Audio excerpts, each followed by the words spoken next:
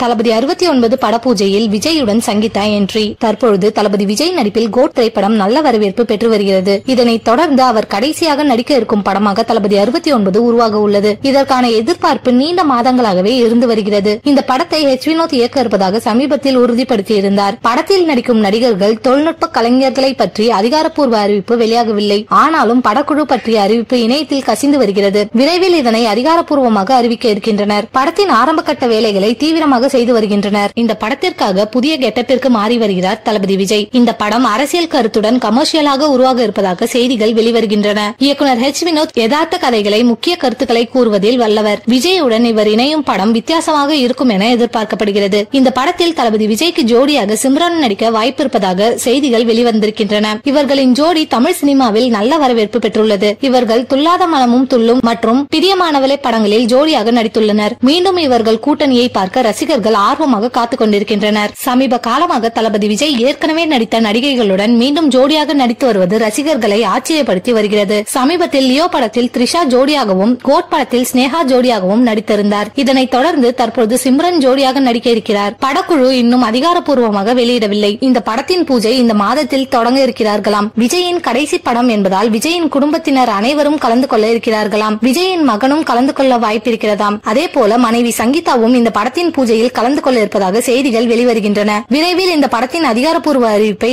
எதிர்பார்க்கலாம்.